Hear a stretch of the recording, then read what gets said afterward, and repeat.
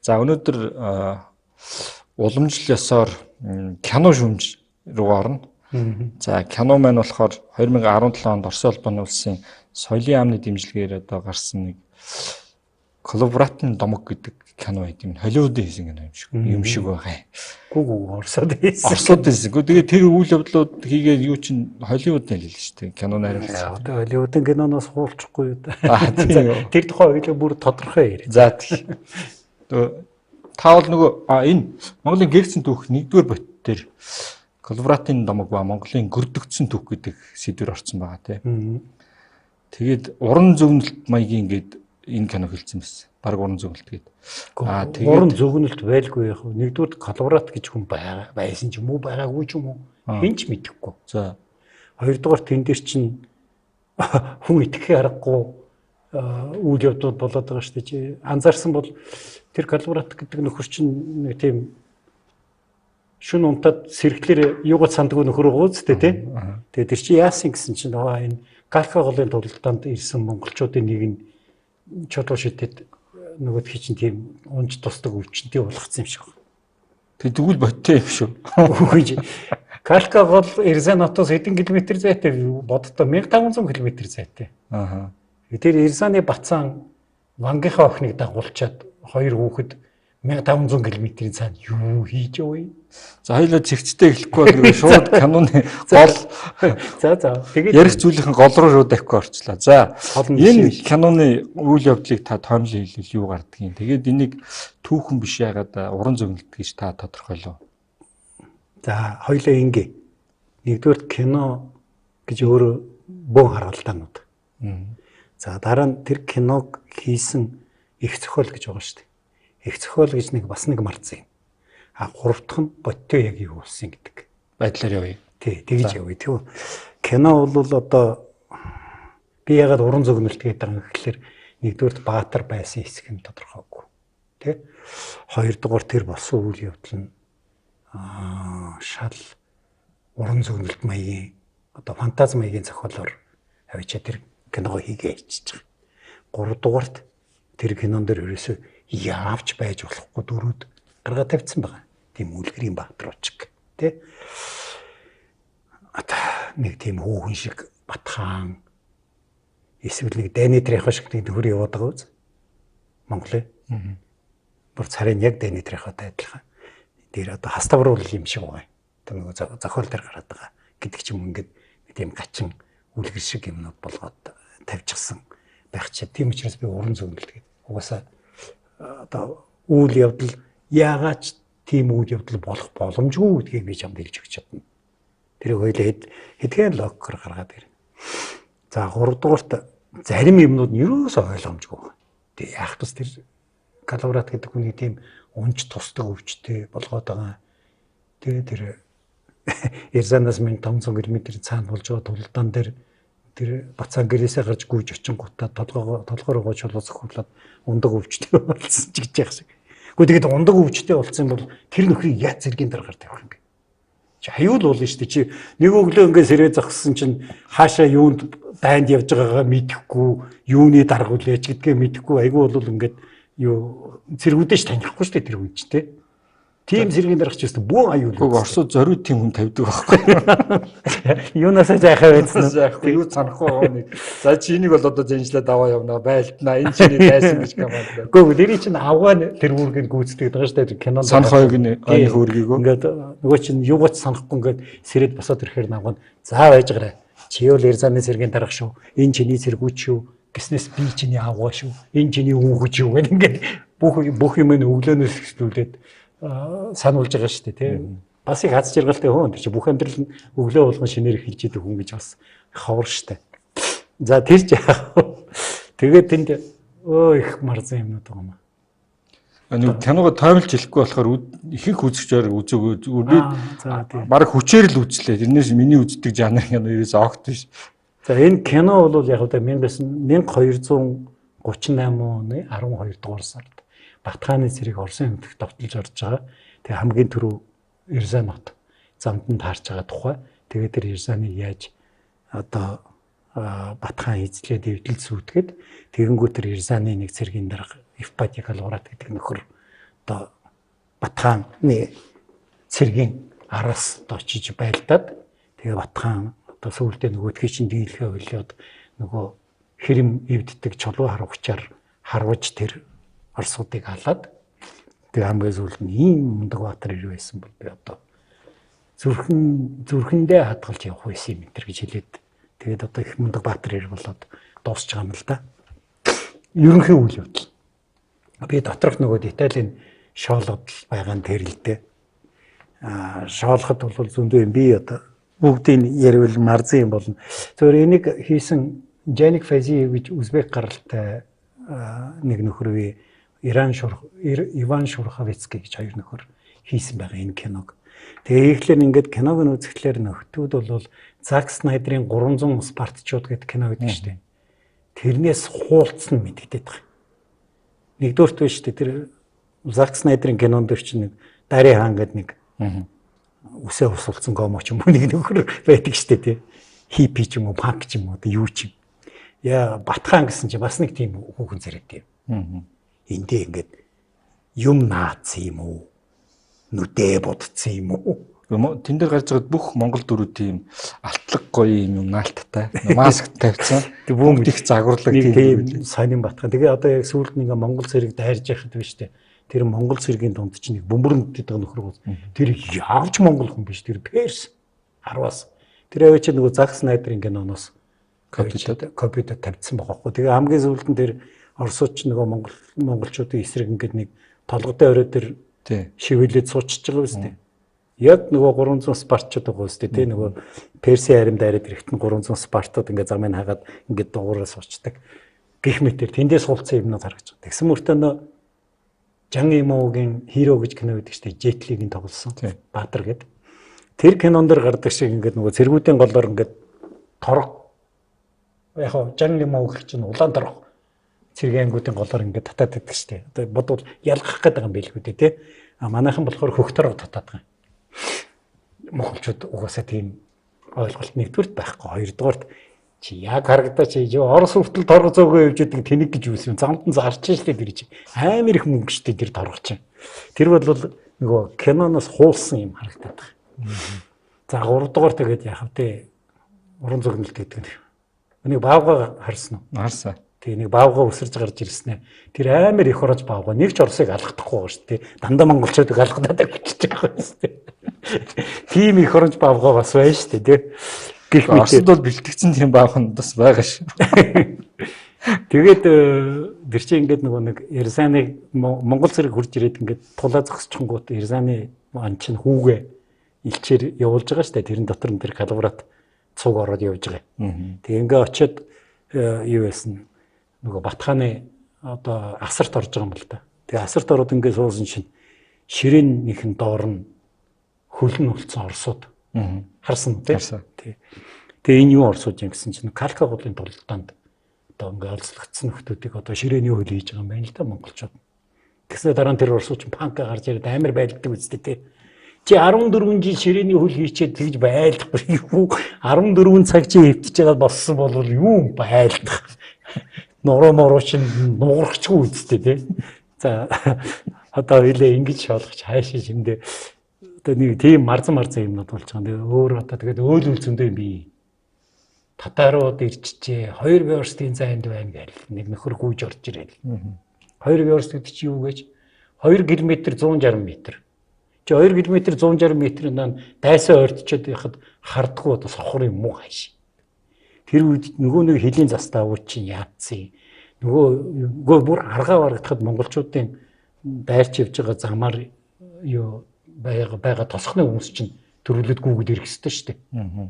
Тэгсэн чинь бүр ингээд хөлийн цаана 2 км гэдэг чи одоо хоёулаа Жинксийн музей сууж байна. 2 км гэдэг чи Нефтяны гүрний задлах хаан банкны байшин шүү дээ. Тэр үртэл тэр хар бомбон монголчууд ирж яхад хараагүй сууж ирсэн. Гинтг цочоод бурхан минь 2 км зам дайс ирсэн. Тийм марзан юмнууд их бий. Тэр нөгөө юу гэдэг чинь хэрэм эвдэгч зэвсгүүдээр маш их өргөнөөр Рязань хотыг эвдэхэд ашиглаж штт. Тий. Яг тэр үед бол монголчууд тэр чинь нөгөө юу хятад дан хийчихсэн хятадын хэрэм эвдэгч зэвсгүүдийг хэрэглээ сурчсан Ер нь бол хятадын инженерийн бүтэн корпус одоо монголчуудыг дагаж явж ирсэн л да. Зүгээр тэр кинонд харж байгаа шиг тэгж хэрэглэнэ гэж бол байхгүй. Өөрөлдвөл тэр эсрэг жинтэй чулуу шидэгч хэрэглээд байгаа үстэй. Тэр эсрэг жинтэй чулуу шидэгч чинь бүр сүүлд сүм улсын дайны үед арабын инженерүүд хятад ирж зохиож өгсөн байхгүй.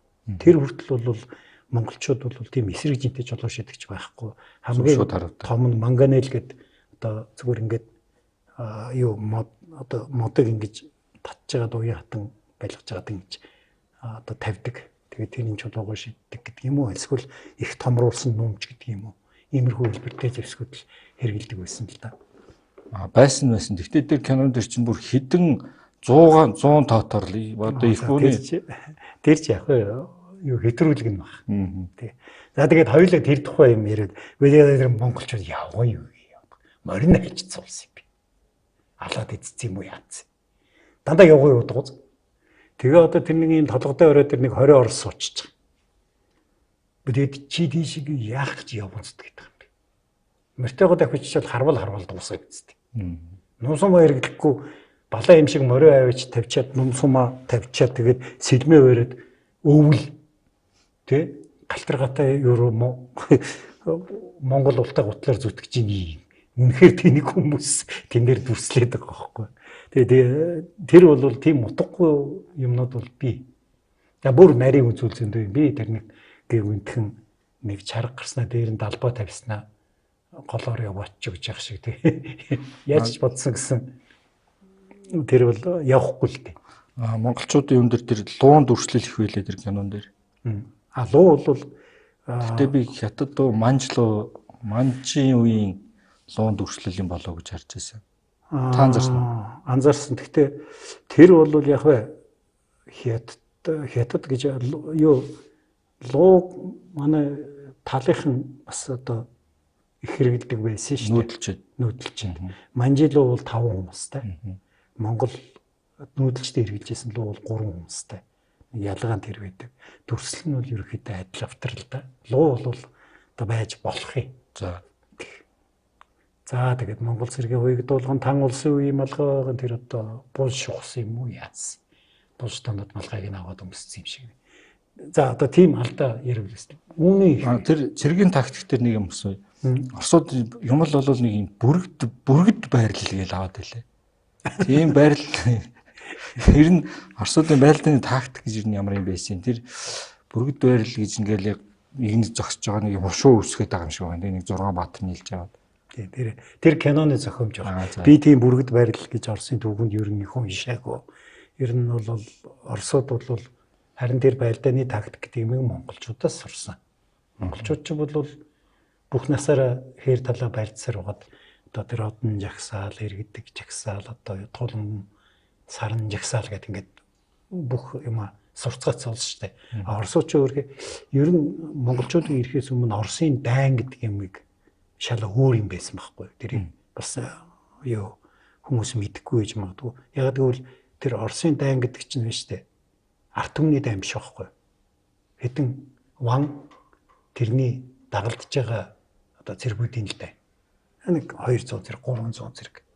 Тэгээ одоо ингээд би Киевийн их ван болмоор байвал тэгтэл Киевт мэгмар сүрэн сууж байна. Тэгэнгүүт нь би 300 зэрэг авчиж байна. Мэгмар сүрээ гараад тэр үзэлцээ хоёулаа гэдэг. За чи 300 зэрэг авч гарч ирээд тэгээ хоорондоо байлдал. Тэгээ чи 300 зэрэг дотор нэг тэгэл тийм жагсаал бүргэд юм нэ. Тийм байх учир байхгүй. Тэгэл өстой нэг сайхан одоо нэг сайхан намалтгаа нээлцэл. Тэгээд олзны хүнийг ална гэж байхгүй шүү дээ. Яг л олзны хүн чинь дараа нь миний зэрэг болох юм чинь. Яг л би хомболчул тэр чинь миний зэрэг болно шүү дээ. Тийм болохоор илүү хүн алаад байх хэрэг байхгүй. Дараачдыг бүр алах хэрэг байхгүй.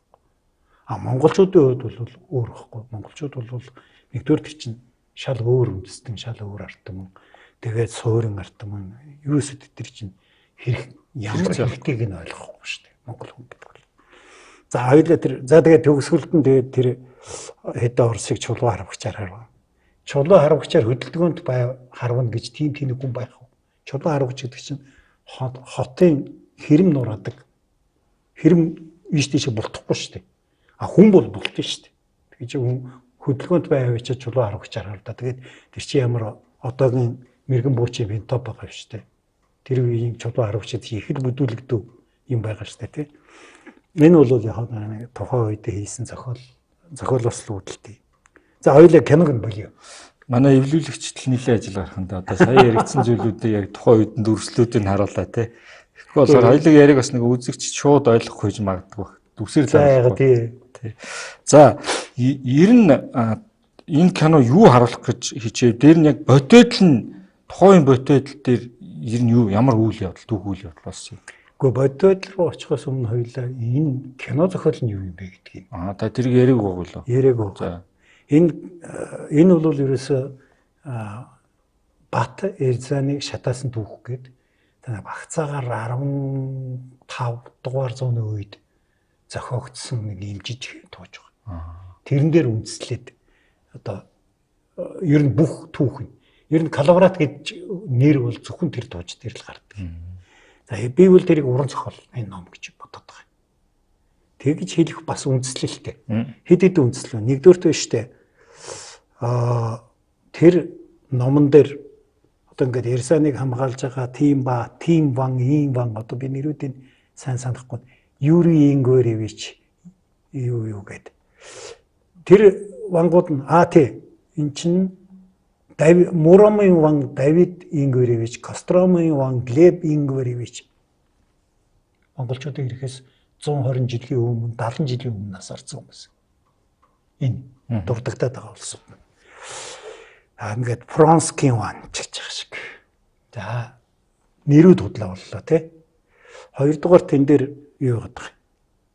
Монголчуудтай байлж байгаа хэсгийн тэр тууж дээр бичгтэй. Нэг нь 1000-тай байлдаад, хоёр нь төмтэй байлдаад. Тэр одоо 80 гартай нөхөр юм ааши. Тэгээд тэрнтэй байлдаа сууж. Тэгснэ Монголын Санжиг Бэй нарыг одоо зөндөг алга гэсэн баг. За. Санжиг Бэй гэдэг бол Османы Туркийн эзэн тулсын одоо аймгийн ноёныг Санжиг Бэй гэж байгаа. Османы эзэн тулс гэдэг бол 15 дугаар зуунд үүссэн улс. Тэр улс үүсгэхээс 200 жилийн өмнө нэг Санжиг Бэй үрж ирээд тэгээд Эрсанд байлдаад явна гэж байхгүй. Санжиг Бэй гэдэг нь ямар статустай вэ? Санжиг Бэй гэдэг нь аймгийн даргалт байхгүй. За. Одоо аймгийн захирагч гэх юм уу, өөрийн төвгийн сэрэгтэй. Одоо хошоо ноён юм да. Тэгээ тэрийг Санжиг Бэй. Гэхдээ тэр нь одоо Османы эзэн тулсд үүсэж байгаа цол байхгүй. Тэгэхээр зэрэг энийг юу харуулж байгаа гэхээр энэ туужийг бичгээд үжээ 15 дугаар зуунд болсон байсан гэсэн үг. Тийм учраас нөгөө бичиж байгаа хүн чинь тайсан чи юу л Санжиг Бэй бичээд байгаа байхгүй. Цэргийн дарга нарыг л одоо сүтгсэн л гэж хэлэх гээд байгаа юм байна. Тий, ер нь санаа нь тий. За тэгээд тэр нэг Дани Трехо шиг нөхөр яваад байгаа үстэй тий. Сүүл далагчдаг Монголын. Энэ Дани Трехо бүгдээр мэдэх үл гэдэг. Үгүй мэдхгүй. Холливуудын нэг юм мод гэдэг чинь Америк царайтай, Мексик гаралтай. Тэрнтэй яг адилхан царайтай нэг Монгол яваад байгаа. Тэгээд тэр Дани Трехог бол тэр тууж дээр хас тавруул гэж бичиж нэг үзэж байгаа. Тавруул гэж нэг үзэж байгаа. Янз янзаар үзэж байгаа. Нөгөө тууж чинь тэр үе чинь гараараа хуулж хувилдаг байлаа шүү дээ. Тэгж яхад нэрийн солиол нэг бичгтээ Отхон Баяр гээл нэг бичгтээ Мегмар Суран гэж яваад байгаа байхгүй. За гих мэт. Тэгээд туужийг унших юм бол энэ Калаврат гэдэг нөхөр чинь Эрсан руу Батхан дайрах үед юу руу явцсан байгаамаа. Чернигов руу 1700 сэрэг аваа явцсан баг. Энэ ямар нэг жанжин байдгийг. Энэ чинь буудаж алах хэрэгтэй юм байна шүү дээ.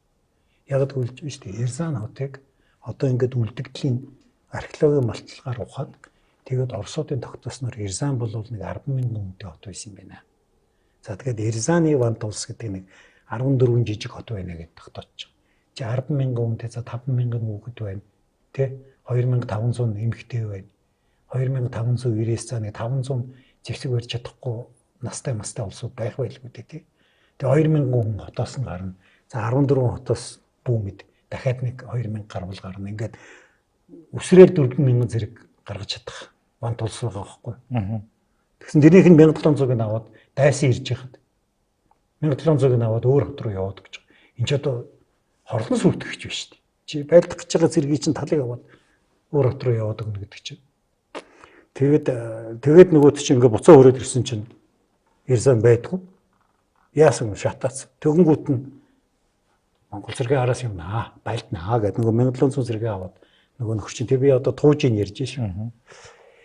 Тэгээ 1238 оны 1-р сарын дунд орчин Батхааны зэргийг гүйцэж очиод тэгээ тэрнтэй байлдаад тэр гавьяага байгуулж байгаа юм л да. 1238 оны 1-р сарын дунд гэхэд Эрзанаас үлдсэн цөөн цэрэг нь Владимирийн их вангийн хүү Всеволод Юрьевич тэрний жанжин Еремей Глебович гэдэг хоёр хүний удирдсан цэрэгтэй нийлээд бүр хажууханд коломна хотын дэргэд монголчуудтай байлцсан. Өөрийнх нь зэрэг тэнд байлдаа явж байгаад энэ 1700 хүнтэй очид нийлэхийн оронд тэнд юу яваад байгаа. Партизаны дай хийгээд байгаа мó яагаад байгаа те. Их ойлгомжгүй юмнууд байгаад байгаа. Ер нь юу тэгээд нэг юм хэлэх хэрэгтэй. Энэ Калаврат гэдэг хүн байсан ч юм уу байгаагүй ч юм уу мэдэхгүй гэдэг чинь яг л энэ нэг уран зохиол дээр л ганцхан удаа нэр нь гарч байгаа нөхөр. Гэтэл тэр үед биш та Оросод маш их тийм домог зохиосон баг. Смоленскийн баатар Меркурий гэж нөхөр байгаа. Энэ Меркурий гэдэг бол чех хүн. Смоленскт хөлсөөр ирж алд хаасан нөхөр. Тэгээ тэр одоо яаж яваад их оронч үзлэн оргилоод монголчуудтай байлдаад яваад Смоленск хот өөрөө байлдалгүй бууж өгсөн шүү дээ Монгол зэрэг очиход. Тэгээ одоо ганцхан тэр Меркурий гэдэг нөхөр өсөж гарч ирээ байлдаад байсан юм. Яагаад гэсэн амар ойлгомжгүй. Переславлийн баатар Демян Переславский гэдэг хүний тухай ярьж байгаа. Энэ монголчуудыг орж ирэхээс 200 жилийн өмнө нас орсон. Тэ? Энэ юу харуулж байгаа гэхээр энэ бүх зохиолууд дандаа 15 дугаар зууны төгсгөл хавьд, дунд төгсгөл хавьд бичигдээд байгаа байхгүй.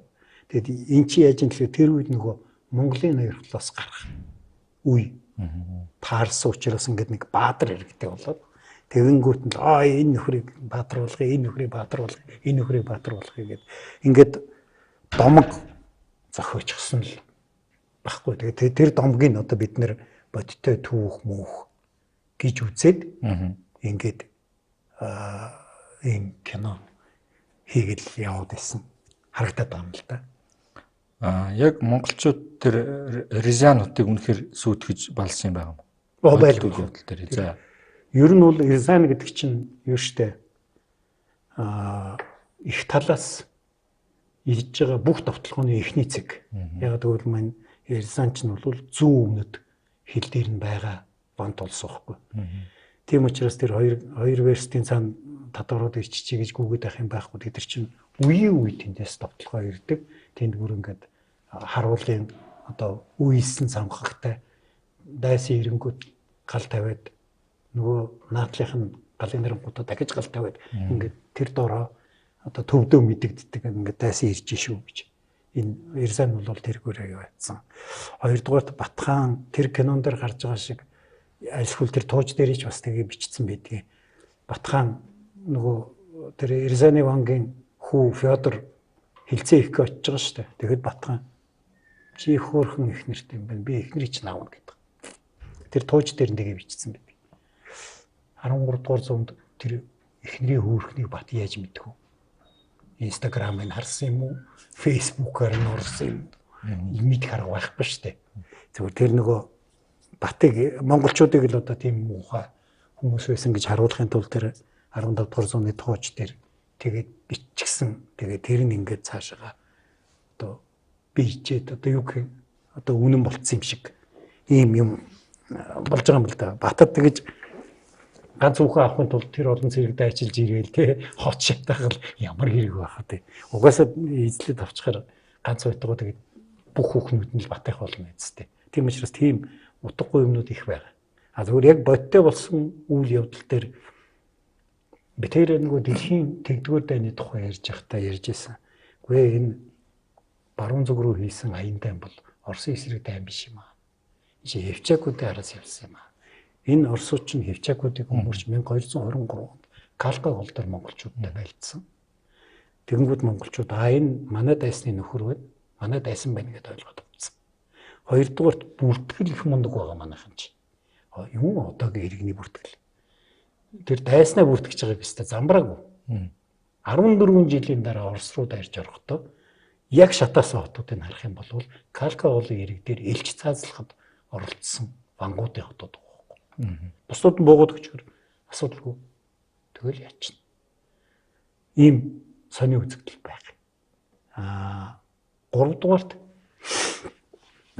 одоо их олон за яг ер нь дээр үеийн төвчд бол 500 мянган монгол байсан, 300 мянган монгол байсан гэл. За тэгээд нэг сүүл рүү 20 дугаар зуунд руу орж ирээд нэг арай жоохон төвчд бодтой юмыг хардаг болсон үеэс эхлээд гүү эн чинь нэг 150 мянга байсан юм байна. 145 мянга байсан юм байна гэж яах шиг ингээ яваад байгаа. Одоогийн түүхчд бол ерөнхийдөө үнэлгээ за 30-аас 40 мянга байсан юм байна гэж орж ирсэн Монгол зэрэг. Тэгэж бичиж байгаа. Оросд тэрсэн аян дайнд оролцсон нийт цэргийн тоо. Тий. Нийт цэргийн тоо. Гэдгэн тэгээд тэр чи хэд хэдэн замаар хуваагдаад орж байгаа шүү дээ. Одоо нэг түүхч зөвхөн Эрзаныг бичсээр байгаа л ингээл Батхан бүх зэрэг авал Эрзан гэдэг хот руу дайрсан юм шиг бичээд байгаа байхгүй. Үгүй яалаа гэж Эрзан руу чи нэг анги дайрна, нэг төмд ч юм уу явж байгаа. Тэр хооронд чинь нийшний ногроод энэ тэр гэдэг ингээд зэрэг хэд хэдэн хотууд руу цэрэг орж байгаа байхгүй. Тийм болохоор зэрэг тэр цэргийн тоог бол бас арай л хэтрүүлж байгаа юм да. Арай л яв. Энд чинь Оросын нэг түүхч Климжуков гэх цэргийн түүхч гэдэг тэр нэг нэвтрүүлгэн дээр энэ Монголын аян дайны тухай ярихдаа үгүй та нар бодтоо 300 мянган цэргийг та нар ингээд цэргийн цуваа хийх юм бол 124 км урт цуваа болно гэж байгаа байхгүй. Энэ чинь юу толгойн Эрзан хурж яхад бүхс нь Волга мөрөн дээр байж гэсэн үг шүү дээ. Хэдэн километр? 124 км тийм. Тэр бол угаасаа утгагүй бөгөөд тэнийг ажиллаж нэг юм түүхчид нэг анзаарахгүй юм шиг надад санагдаад байгаа нэг юм байгаа юм байна. Жишээлбэл Монголын довтлогоо нэгдүгээр ягаад өвөл явж байгаа гэдэг асуулт байна. Ягаад өвөл явж байгаа? Өөр сайхан дулааны үйлрэлт ч юм уу. Одоо Гитлер бол дулааны үйлрэлтэл дайраа үзтээ тийм. Тэгээ өвөл болоод тэгээд будаа олцгоосон шүү дээ. Наполеон Баси гэдэлхаа. Наполеон ч 6 сарын 24-нд орж ирлээ дээ. Гитлер 6 сарын 22 дулааны үйлрэлт орж ирээд тэгээ өвөл бол багталцгаагаал Оросын өвөлд ялагдал. Тэгээд одоо Европынхан бол бид нар Оросод ялагддаг, Оросын өвөлд ялагдсан гэж ярих дуртай шүү дээ. Гэтэл монголчууд 12 сард давталгаагаа хэлж байгаа. Тэгээд ер нь яагаад ингэж байгаа юм гэж монголчууд өвлөө сайдгүй өлчөр гэж хэлж болох байх л та тий. Би бол үгүй юм байна гэж бодоод байна. Яагаад гэвэл монгол цэрэг бол голоор навшдаг байсан баг. Гол хөлдөхөр. Яагаад гэвэл чи гол хөлдөж шүү дээ. Орос ч тэр үед чи ихэнх нь ой байлаа л да. Тэгээ ой дотор цэрэг давшин гэдэг бол эдэмэнд хөвгдөн шүү дээ тий. Модны араас ямар партизан гарч ирээд тэгээ автоматар будаад алаа хийчих юм билээ. Голоор давшин гэдэг чинь голын хоёр тал чинь задгаа харагдаж шүү дээ. Тэндээс хүн амтан дайраад ирвэл харваад умгахад бас боломжийн болж эхэлж байгаа үстэй. Тийм учраас цэрэг дандаа голоор явж исэн баг. Тэр үе юмыг харахад. Хоёрдугаарт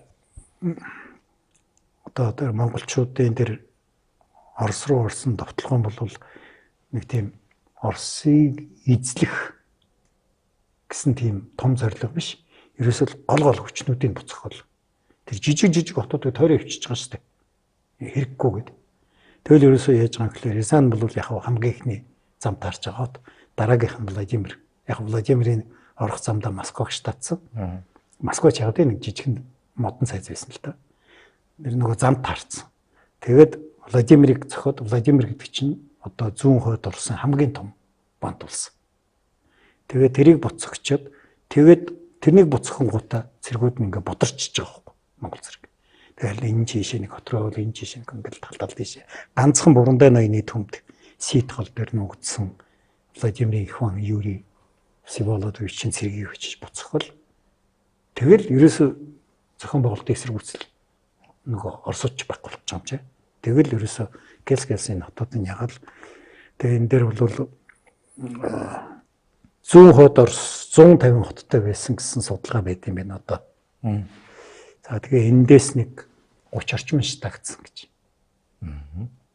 Тэг яг гоо тийч бууж өгсөн хотод байгаа шүү дээ. Ууглич тэмцэлтэхгүй бууж өгсөн. Тэг. Уугличийг монголчууд бүр гоо балиг гэд тэмдэглээд үлдээсэн байгаа. Сайн хот. Тэгээ эсэргүүцээгүй. Смоленск бууж өгсөн шууд. Тэгээд ийм хотууд бас бай. Том хотуудаас. Тэгээд зөндөө олон жижиг хотоос замд таарч байгаа. Тэгэл тэдний тэгэд бууж өгсний яг л бууж өгөөгөө л штаж хичээл ингээл яваадсан. 20% шатаас л биш. Хувлуул яг тэр том жижиг янз бүр байгаа л да. Том хотуудын үл ингэ штаж байгаа л да. Яг гэвэл тэнд чинь гол цэргийн хүчнүүд нь байгаа штэ. Тийм учраас тэр улсууд чинь цэргийн хүчийг устгах гээд яваад байна штэ. Тэрнээс биш тийм нэг жижиг одоо Москва мэтийн модон цайз бол нөгөө замд таарсан учраас л болохоос биш. Тэрийг одоо очиж ингээд заавал зориуд энийг даран шоу энэ гэж чиж явахгүй. Тэгээ ингээд явж ирсэн Новгород хүрэхээ өмнө 100 км наа нэргээ буцаа авчиж байгаа.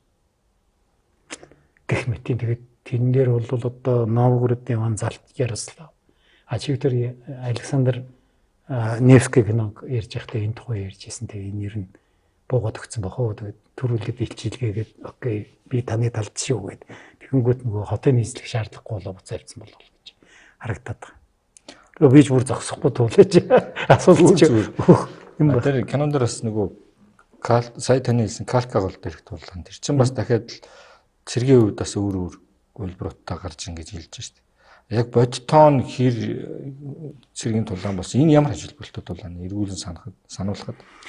Гэхдээ яг Чингис хаан хорезмыг эзэлсний дараа 3 замаар цэрэг мөрдүүлсэн тухай хоёулаа 400 дугаар дээр ярьсан. Тэрний Зевс өвөдөө хоёр энэ баруун зүг рүү дайдсан Хевчакуудын араас явж байгаа. Би бол нэг 12-оос 15 мянга бүр дээдл та.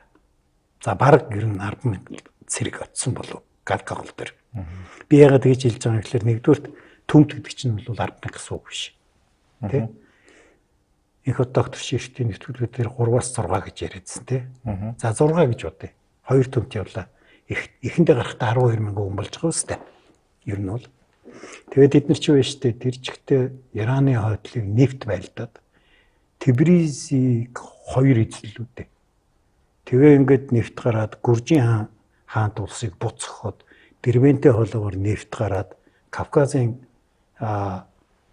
уулыг өнгөрөнгүүтээ тэнд Кевчак алааны хамтарсан армийг буцхаход тэгэд бүр Кримд ирээд Кримд байсан Италийн хотуудыг эзлэе хийж байгаа байхгүй. Тэгээд тэр чинь мэдээж мөнхөөс улсууд яваагүй л автай замдаа хохирно үсттэй тэр зэрэгүйч.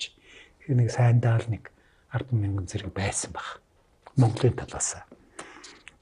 Оросын талаас одоо яг эрдэмтэд бол 80 мянга гэж яриад байгаа. За 80 мянган магадгүй тал нь Хевчакууд нөгөө монголчуудаас зугтаж яваа Хевчакууд байж болъё гэж бодъё тий. Гэхдээ 40 мянган морин цэрэг Оросоос гарахгүй шүү дээ. Тэр үед бол. Нэгдүгээрт, хоёрдугаарт нөгөө Оросын вангууч мөнхийн хоорондоо байлж байгаа улсууд шүү дээ. Бүгдээрээ хийвэн их ван болох хүсэлтэй. Эсвэл би нэг юу ч гэдгийг бүүмэд Черниговын ван болмоор байдаг. Тэнд нь мега суучаад саад болоод байдаг. Хүмүүс ч мегатай байлдал ингэдэг биз. Улсууд монголчууд Хевчакуудыг хөөгөөд хүрээд ирсэн чинь 21 үлээ цэргээд татаад Калка гол дээр ирж байгаа байхгүй. Оросууд Хевчакуудад тийм хайртай байна гэдэгт бол би эргэлзэж байна. Хоорондоо байлдахдаа нэгддэггүй улсууд юу боллоо гэж 21 үлээ гэр гүнтхэн тэнд хүрээд ирж байгаа юм. Би бол дотроо юу гэж боддیں۔ Тэгэхээр за яг судруудад бичснээр бол тэр Катя хааны хүргэн чинь Кевчакийн Катя хааны хүргэн чинь бол Черниговын ван Химертэй Мстислав гэж хүн байсан л да. Тэр бол вангуудад ухуулахдаа өнөөдөр Кевчакуудыг ална маргааш бид нэр лөө дайрна. Тэгээ ерөнхийдөө хэлсэн санаа нь болохоор зэрэг энэ Хевчакуудад туслахгүй л монголчууд Хевчакуудыг эзэлчихэд бүр Хевчакуудтайгаа нийлээд бид нэр лөө дайрна гэж хэлсэн гэдэг. За тийм үгүйсэхгүй юм байна. За яг хөө тийм бодол бас байж болно. Байж болох юм болохгүй ч юм биш. Нөгөө талаас нь шүү дээ. Яагаад 21 үлээ тавьж ирж байгаа гэдэг асуулт гараад байгаа. Би бол юу гэж бодож байна гэхээр Катя хаан бол мундаг улс төрч байсан байна. Тэр чинь хөргөнөө төлхөрдөд бүх вангуудыг цуглуулад хурал хийлгээд Оросын бүх вангуудыг тэгээ данд явуулахдаа за энэ бол миний таамаг шүү. Хажууд нь байсан юм шиг дахиад олов. Тэр нөхөр чинь ингэж л хэлсэн болов гэж бодоод байгаа. Энэ 2 жил Иран Кавказаар дан хийгээд ялаад ирсэн хүмүүсээ амар их болцтой яваа. Тэгээд ядарсан яваа. 2 жил дан хийсэн дараа цэрэг цөмөр шүү дээ. Тэ? Одоо очиж сүм хийлгэж хаяад олзын навчиг ингэхэд тийм сайхан бэлэн хөнгөн олз гээд орсууд чинь бодол тавьгаад ирсэн болов гэж бодож байгаа. Тэрнээс биш мэдгүй хоорондоо хэрэлдээд байдаг гарууд нэгдсэн нэг тийшээ цогж байгаа бол ардталт нь том эдийн засгийн сонирхол байна гэсэн үг шүү дээ. Ер нь бол. Чи одоо ингэ бодтоо нэг хэрэл зодтолтод идэх 2 гар нийлцсэн нэг тийшээ явж байгаа бол тэнд мэдхгүй нэг нинжанаар алтгах байгаа ч юм уу нэг л тийм байгаа хөх тэр хоёр ягач нийлэхгүй 2 хүн нийлээд агуулдаг байгаа. Тэгээ энэ калка гол дээр ийм толдаан болсон. Тэгээд энэ толдаанд бол монголчууд эхлээд орсуудад илчилгээж хэлсэн байна. Бид нар та нартай байлдах гэж яваа бишээ. Бидний зарц байх хэвээр хөвчаагуудтай байлдах гэж яваа. Биднэрт эдрийн эд хөрөнгө мөрөнгө юм хэрэггүй. Хэдүүлээ нийлээд буцагч тэр олз молзын та нар ав гэж. Тэ? Тэгсэн чинь Оросын хонгууд нөгөө элчийг цааслаа хийж байгаа байхгүй. Тэн дээр ягаад цаалсан гэдэг асуулт гарна. Ягаад цаалсан гэхлээр Монголын элч ирээд Оросыг холбоотонтой салгах гэж хатгаас хийж штеп. Та нар гөвчөө бид нар ороод гөвчөө мөнгөний та нар аваа гэдэг штеп тий. Тэгээд тэр чинь бол одоо тэр үеийн этикетээр бол ёс зүйгээр Монголын элч ёс зүйгүй санал тавьж байгаа байхгүй. Тийм учраас энэ ёс зүйг цааслах хэрэгтэй гэж цаазлж байгаа. Харамсалтай нөгөө орсууд чинь их засаг хуулийг уншаагүй. Тэр үе чинь өөрхөө интернет байгаагүй болохоор ороод үзчих боломжч байсангүй л дээ зайлал. Тэгээд нөгөө элч алж болохгүй гэдэг ойлголтгүй байсан учраас нөгөө элчийг алаа хийчихсэн. Тэгэхэд 2 дахь элч очиж байгаа. Сүбэдэ Баатараас. Тэгээ 2 дахь элч бол ганцхан юм хэлж байгаа. Та нар дайныг хүсв үү? Та нар дайнаа олж аваа. Та нар дайтнаа гэж хэлчихэл яваад гэж байгаа. Тэгэхээр тэр элчийг алахгүй. Яг алахгүй. Яг гэвэл тэр хүн чинь тэр үе ёс зүгээр чамд зүгээр л одоо дайн зарлах тухай. Дайн зарлал буцаж штэ тийм үнийг алж болохгүй штэ. Би тэр ямар нэгэн хатгалах хийсэнгүү, хэн нэгний өөдсөнгүү тэ. Тэгээд зүгээр хурж ирээд байлдмаар байна. Окей, байлдъя. Тэгж байгаа үнийг бол орсод алахгүй. За яв. Ингээд тэгээд яах вэ? Монголчууд нөгөө уламжилт аргаа хэрэгэлсэн л дээ. Уламжилт аргаа хэрэгэлсэн гэдэг нь эхлээд орсуудыг дайраад ирэхэд нэг одоо судруудад бичснээр нэг 1000 орчим хүн эхлээд тосч байлцсан байна Монгол зэрэг. Бүр тэр 1000-ны ноёны бичээд үлдээсэн байгаа гэмбэг гэдэг. Тэр нь халагдсан л та тэрийн тулдаандаа. Гэхдээ ингээд нөгөөдөл чинь байлдаад бас нэг хэсэг ачаа мачаатай. Би бол тэрийг сүйдээ зориуд ачаа тавьж гэж бодоод байгаа. Тэрний чи байлдан болох гэж байгаа газар урт тал руу ачаа явуулах шаардлагагүй шүү дээ. Ачаа бараг зориуд нэг хэсэг юм авчи тавьчихсан байна гэдэг. Тэгээд нэг орсууд чинь тэр 1000-ыг буцагчаад тэгээд цаашаагаа явахдаа төрүүлээд явж байгаа Хэмэртэй Мстислав ван ардаа явж байгаа Киевийн ван хөгшин Мстиславд одоо элч илгээгээ тэрийн Оросын судрууд тэмдэглээ үлдсэн. Их муу мөртэй муу зэвсэгтэй нөхдүүд байна гэж. Тэгээд чинь нөгөө тайсанда худлаас тэгэл дөрүүлж ирсэн. Өө эдийг үлсгүүлсэн. Дорн машинчих юм байна дөө. Яв ялээд араас түргэн нэрээрээ нөгөө нөхөр чи яваад өгч байгаа юм. Тэгээд тэгэнгүүт нөгөө артлын нөхдүүд чи яарал одоо нөгөө нөхрөнд дөрүүлж хамаг юм дээрэмчл бас онцгүй үстэй тий. Тэгээд гэх мэтэр ингээд нөгөө Монгол зэрэг чи 8 хоног ухарж байгаа. 8 хоног араас нөгөө орсууч өвцөлтөд. Тэгээд ингээд нөгөө бүгдээрээ ингээд сунчих штеп. Янз янзын байдлаар. Тэгээ сунчингууд нь панк гэл нэг өдөр ганцхан удаа эргээд дайраад хамчиж байгаа. Тэгээд нөгөө хэрвээ тэр Оросын бүх онгоч ингээд зэрэгцээ зогссон байвал цохоход хэцүү юм. Ингээд суварсан юм чинь нэг нэгээр нь сайхан түгээл тэгэл явуулчихж байгаа байхгүй. Залуу үзэгчдийн өмнөөс нэг сондгоо асуулт асуучих. машиндах гэж одоо юу гэсэн үг? Залуучууд мэдэхгүй машиндах. 20-20-оос доош залуучууд энэ бараг 30-оос доош машиндах гэдэг ойлголт байхгүй хаа. Энэ яагаад би бол чинь түүхэн үндсэн юу вэ? Бодвол энэ үс машиндахтай л холбоотой. Нэг ус усгаж ингээд машинд л гэж ярьдаг байсан шүү дээ. Тэрнтэй л холбоотой тиймээс биш өөр юм байхгүй. Өмнөх нэвтрүүлгүүд дээр нөгөө Мамлюктай хийсэн тулаан бай. За бас нөгөө Дорн дромын сэдв дээр чинь Сэлжүкүүдтэй хийсэн тулаан гэдэг. Одоо ингээд Хивчакуудтай хийсэн тулаан гэдэг. Энэ монголчуудын хийгээд байгаа энэ саяхан хэлсэн үндэстнүүдтэй хийх тулаануудын учир шалтгаанууд ялангуяа Хивчак гэж одоо хийм бэ? Өмнөх подкастууд дээр зөндөө гарч байгаа юм. Хивчак гэх нэг нөхдүүдийг л Зевс Үбэдэнаар хөөн гэл. Нэг үл мэддэх нөхдүүд л юм шиг. Ягаад эднэрт ингээ өсцэн гэдчихсэн. Ягаад энийг бүр Европын Дорн Европ хүртэл ингэж түрж хөөж шахаж бүр дуусгах гэж хичээж байгаа юм. Би бол ингэж боддгийг. Ер нь одоо ингээд их тал байна штэ. Евразийн их тал гэж нэрлэе л да. Одоо энэ Манжуурын толгодоос ихсүүлээд Монголын талаар дайраад, Казахстаны талаар ороод, цаашаа Украины талаар гараад тэгээд бүр уунгар хүрж дуусч байгаа штэ. Энэ Евразийн их тал гэдэг чинь. Энэ бол нэгдүгürt асар том худалдааны зам явдаг, сүлжээ явдаг энэ нутаг байна штэ. Чигэмлэ нурууд аваад удалдаа хийвэл хэцүү байх л та. Тэгэд энэ торгоны их зам чи энийг үр явдаг. Тэгээ энэ торгоны их зам дээр хараад байхад бол нэг тийм 3 бүлэг өрсөлдөгч нүүдэлжтэй байна. Зүүн талд одоо зөрчдүүд одоо сүүлдээ манжууд болсон шүү дээ. Зөрчдүүд. Тэгээд тэр зөрчдийн алдаа болсон. Энтэй монголчуудаа хийж байна. Монголын их талд бол монголчууд, Монгол овог аймагуд. Тэгээд баруун тал руугаа яваад ирэх юм бол түрэг гаралтай Хивчакууд. Өөрөлдвөл чи талын байлдааны маневрын байлдаа хийдэг үндэстэн биш үү монголчууд. Тэгээд тэд нартай бол өрсөлдөхөнд тэр нөгөө бусад улс оронд хаалгалтай.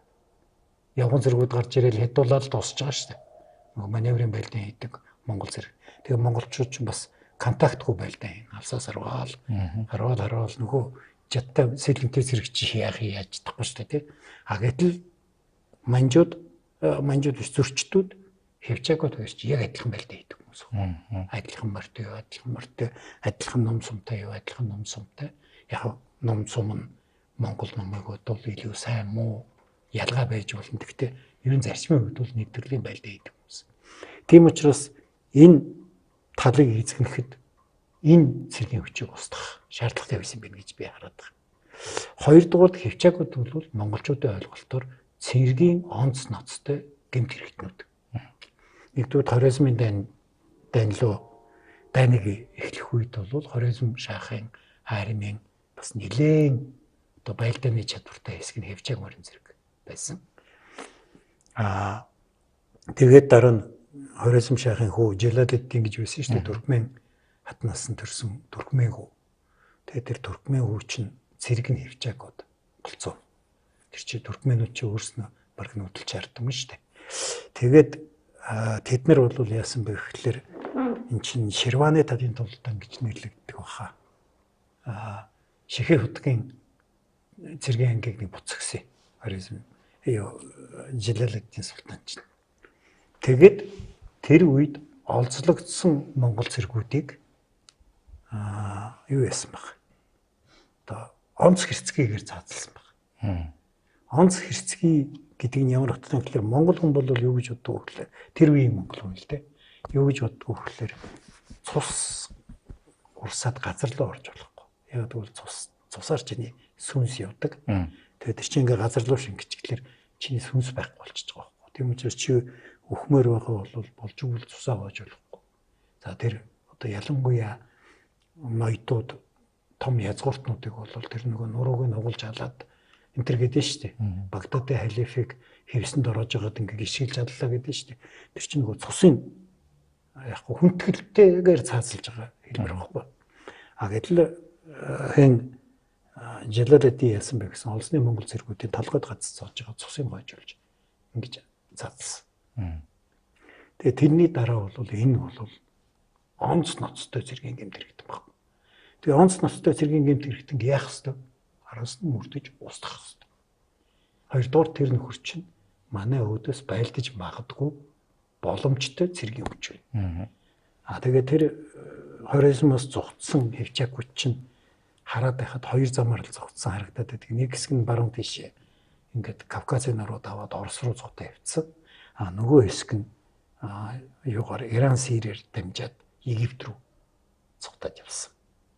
Манайх одоо нөгөө түүхэнднийх анзаардаггүй юм шилбэл тэр зугтж явсан Кавчакууд чи Иерусалим хотыг 1242 онд эзэлсэн шүү дээ. Эзлэж татсан шүү дээ. Тэгээ зүгээр хайчаад цаашаа Египт рүү яваад гэсэн болохоос шүү. Тэгээд энэ улсуудын араас явсан баггүй. Тэрнээс биш одоо ингээд нэг баруун түүхчдийн бичээд байдаг шиг сүүлчийн далай хүртэл энэ төр гэсэн тийм ерөөс байгаагүй. Хэрвээ тийм байсан бол Европын бүх армуудыг буцагчаад ягаад цаашаа явах вэ? Тэгээ буцаа хүртэрч байгаа шүү. Ягаад гэвэл нөгөө хевчакууд цаашаа яваагүй. Хевчакууд нь Болгар яваад цугтаад. Тэгэнгүүт нь Болгар дүүргээ явчихж байгаа. Ерөөсө болж байгаа үйл явдал. Тэрнээс биш. Тэгээд яг Орос одоо эзлэгдсэн юм чинь манай хараат улс болсон. Тэгээ хараат улс юм чинь татвараа төлөх хэрэгтэй гэдэг ингээд дараа чи үйл явдал өрнж эхэлж байгаа юм л да. Тэрнээс биш одоо ингээд Орос гэдэг нэг амар хүчтэй улс байна. Тэрийг очиж устгана гэсэн юм ерөөсө байгаагүй л байхгүй. Саяхан хэлсэн тэр Мамлюк, Кипчак, тэгээ Сэлжүк, Зүрчид гээд бас нэлээд дайнч улсууд үндэстнүүд юм шиг. Холимогч үндэстэн байна. Эднэр одоо ингээд баг байхгүй болчлаа. Тэгэхээр тийм дайнч үндэстэн усаад байхгүй ч яг одоо ер нь байна уу? Одоо энэ усаад зүйлсэн юм байна уу? Гэхдээ одоо манжууд бол уусаад болсон шүү дээ. Зүрчдүүд Хятад гэдэг асар том улс уусгаад аваа явчлаа. Зүрчдүүд гэж манжууч тайлхан. Мамлюк гэдэг бол мэрэгжил. Тэр бол яг тэр үедээ хевжааг боолууд их очисон учраас тэдний ч наваад цэргийн албанд авчиж зүтгүүлээ тэгээ мамлюк болгочихж байгаа болохоос ш. Мамлюк гэдэг үндэстэн байхгүй. Тэгээ дараа нь сүүлдээ тэр чинь Черкесүүд болоод сүүлдээ тэр чинь гүрж үүж байж байгаа шиг монголч болж байгаа шиг ингээд мамлюкууд бол тэгээ байхгүй л дээ. Хевчакууд бол одоо энэ Төв Аз болоод Дундад Азийн одоо одоогийн байгаа үндэстнүүдийн бүрэлдэхүүнд хамгийн их одоо оролцсон одоо хүмүүс бол хевчакууд. Тэгвэл хевчак гэдэг үндэстэн яг байхгүй болчихж байгаа юм бэ гэхэлэр тэр үед одоо ингээд Монголын мэдлэлд орж штэ тий. Тэгэнгүүт нөгөө хевчак аймгийн чинь ингээд сайхан 100-ын систем, 1000-ын системд оруулж хуваагаад тэгээд ишээ болоогүй тэр хевчакуудын дотор нь ийшээгээ туркменууд ийшээгээ одоо энэ ч гэдгийг ингэж алаан гүүз мууз гэд бүгдийг ингэж хольж утгаж яхад энэ за дараа нь мегмарсор ингэж тавьчихна. Тэгээд одоо тэр чи хаанхан хүн бэ гэхэлэр би хевчак гэж хэлж болдгоо. Яг тэгвэл мэдгүй чиний зуутын тал нь гүүзүүд байгаа тийм үү? Би гүүз гэж хэлж болдгоо. Яг тэгвэл нөгөө тал нь одоо юу ч алаанууд байгаа гэдэг ч юм. Тэгэхээр зэрэг чи хэм бэ гэхэл би мегмар сөрөнгийнхээ тэгсээр байгаа мегмар сөрөнгийнхэн гэдэг шин аймаг үсчихэж байгаа байхгүй. Одоо тэгээд энэ Дундад Азаар нэг байгаа хонгирадууд, жалайрууд, одоо сүлдэсүүнүүд гэдэг эдгээр чинь тэгээ үсэд бий болчихж байгаа байхгүй. Тийм учраас цус бол хаашаа жалгуулаагүй байгаа. Зүгээр нэрүүд нь солигдсон. Сэлжүк. Сэлжүк ч одоогийн туркчтэй. Тэр чигтэй юу? Гүү. Ер нь бол одоо энэ туркч Эрдогруул гэдэг нэг түүхэн кино байд юм а. Одоо яг энэ одоогийн Туркийн нутгийг анх эзэлж байгаа Османы Аугуст туркуудын тухай. Тэгээд энэ дэр тэгж байгаас 500 өрх очлоо гэдэг. Ишээ тэгэд Бага Азийн нутаг дээр 500 өрх очиод яа гэж байхгүй шүү дээ. Одоогийн туркууд гэдэг бол яг ясиман дээр ярих юм бол энэ нутагт үеийн үед амьдарч ирсэн грек, армян одоо тэгээд турк энэ улсуудын холц. Тэгээд тэд нар чи өөрсдөө туркууд гэж нэрлэдэг. Тэр нь бол одоо манай Монголын нутаг дээр байсан хөхтөргийн улс мостой ямар ч хамаагүй. Сэлжүкүүд, агуузууд гэдэг чи өөр. За энэ тухайн одоо монголчуудын Хипчакийн дайнд Оросуудыг эзлэх үед Оросын хүн ам за тэгээ төр засгийн бүтэцэн тэрний ямархан юм биш. Хүн ам бол айгүй ойлгомжтой монголчууд чи эзэлж авчаад хүн амын тооллого хийж байгаа шүү дээ. Тэгээ тэргээр 430 мянган анжис байна гэдээ тоолоод байгаа. Анжиснаас татвар авдаг байсан учраас тэгэхээр зэрэг тэр үеийн Оросын хүн амыг бол 3-4 сая байсан байна гэдэг тооцоо Оросод өөрснөө хийсэн байли. Тэр багцаахаар тийм л байсан баг. Тэгвэл тэр үед Орос гэж байгаагүй. Тэр үед ч ингээд 26 вант улс байлаа шүү дээ. Тусдаа. Тэгээ тэгээд тэр вант улсууд яг ер нь бол бүгдээрээ Рюрикийн удмын банкуд, Рюрик гэж нэг викинг байсан шүү дээ тий. Тэдний удмынхан тэгтээ ингээд бүгдээрээ ингээд салаад холдцгооцсон улсууд одоо тэгэл тэд нар чинь Эгэревичи, Олговичи, Ингоревичи гэд тэд нар чинь нөгөө Рюрикийнхэн тэгтээ одоо ингээд мегмар сүрэнгийн Матхан баярынхан гэд ингээд салцгаацсан улсууд байхгүй. Тэгээд хоорондоо мөнгөний байлдаантай, дайнтай тийм л хүмүүс байсан баг. Тэр үед Монголын байлдын эзэлд явж яхад л хоорондоо өвлцөд байгаа шүү дээ. Нэг нь суларцсан. Монголчуудад дайруулад одоо ч надад чинь бүрийг гаргаад одоо хоёлаа тэнд очиод ван сууч энэ тэргээл дан игэл яваад байгаа. Тэнд вирус юу. Чекийн танд Оросыг эзлэхний үр дүн яаж гарч байгаа? Оросуудын үед за тэгээ монголчуудын, европчуудын үед эсвэл яг тухайн бүс нутгийн үед үр дүн гэж ярих юм бол одоо за 200 жилээр нь харах юм бол үр дүнд нь Москва гэдэг жижиг вант улс томроод тэгээд Орос гэдэг орныг бий болгож байгаа.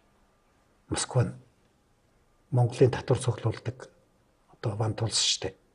Тэгээд нөгөө татвар цуглуулдаг хүн ч мөнгөтэй л байж таарна шүү дээ. Тэ? Бас нэг хаялга нь орж ирд юм байгаа үстэй.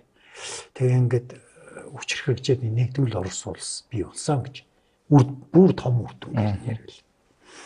Нөгөө талаас нь одоо энэ Оросууд саяхныг хүртэл за одоо ч гэсэн ихэнх нь бас тэгж ярина. Монголчууд ирээд Оросыг 200 жилээр хойшлуулсан юм аа. Азийн муухай дарлал одоо үрээд ирсэн юм аа тэр гээд.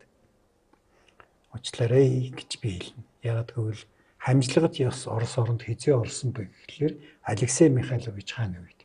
Энд чинь Монголын ноёрхлыг устгаад бараг 100 жилийн дараа хамжлагд ёс Орос оронд нэвтэрч байгаа байхгүй. Тэр хосроглын тухай ярих гэж байгаа.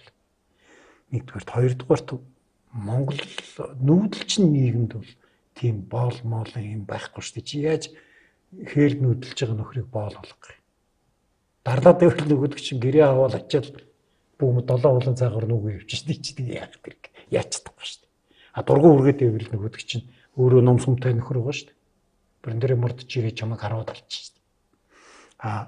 Тэр айхтар хатуу хяналт тогтолцоо хамжлагт ёс гэж хаана үүсэж юм гэхээр суурин цойлоор гişл.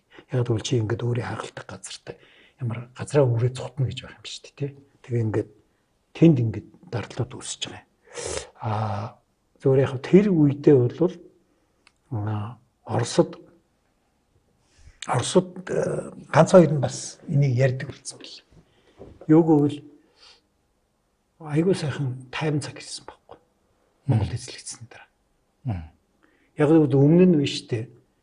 Бүүмд тэгж аал нэг эвжаагийн ман давхиж орж ирээл хотч тачаал яваад өгнө. За тэгээд ингээ байлцаар гоо сүултээ нэг Оросын вангууд чинь нөгөө эвжаагуудтайгаа хамаатан садан болоод нөгөө Черниговын Химэртэй Мстислав чинь Катя хааны хүргэн гэдэг нь шүү дээ. Тэгээд одоо тэр Александр одоо Невский гэдэг эдгээр чинь бүгдээрээ ингээд хевчаг ээж мэжтэй ингээд цус солилцсон хүмүүс болоод явцсан ийм байсан. Тэгтээ банкын нөгөө хоорондоо байлдах бол хевчагаас зэрэг дууддаг. Юу мэгмар сүрэмднийг нуух хэрэгтэй байна гэж энэ одоо нэг 2000 зэрэг өгөөд өгч 2000 морин зэрэг гэдэг чинь дулаан шийдвэрлэх үүрэг гүйцэтгэж шүү дээ. Гэх мэт ийм юмнууд банк явдаг байсан байхгүй. Тэгсэн Монгол эзлэгдсэний дараа тийм байхгүй болсон. Яг үл тэр хевчаагүй чинь дээр имиж болохгүй шүү дээ. Бүгдээр алтан ордын нутаг. Чи хааны нутгийг очиж дээрэмдэх юм бол алтан ордын хаан чамаас яалгасан шүү дээ. Монголын хаан яаж ял асуудгийг бол бүгдээрээ амар сайн санаж байгаа шүү дээ. Амар юм болд юм аа гэдэг. Тэгэхээр зэрэг тэр байхгүй болсон баг. Тэгээд тэр утгаараа бол юу нэг хэсэг тийм аюу амгалан юм ирсэн баг. Хоёрдугаар баруун талаас нь болохоор дандаа өрөндөөс нөгөө рейцерүүд чинь нөгөө ингээл байнга довтолж идэг те. Тэр чинь ингээл Оросын нутгаас л эзэлж авахгүй л үзээд нь штэ. Тэр байхгүй болсон. Яг байхгүй болсон. Нөгөө германууд чинь бодож байгаа байхгүй. За одоо эн чинь Монголын харийн нутаг болсон. Давхин орсон чинь айгүй бол нөгөө амар монголууд нь араас нь ял асууж ирээд тэгээ бүр хамаг юм ашиглаж магадгүй ишг Оросыг тайваар. Ингээд бас тэр улс чинь хөгжих нөхцөл болцсон бас бүрдсэн байхгүй. Тэгээ энийг одоо бол ганц хоёр түүхчд ярьдаг болсон билээ. Энэ бол яг бодитоор бол ийм болсон шүү гэж.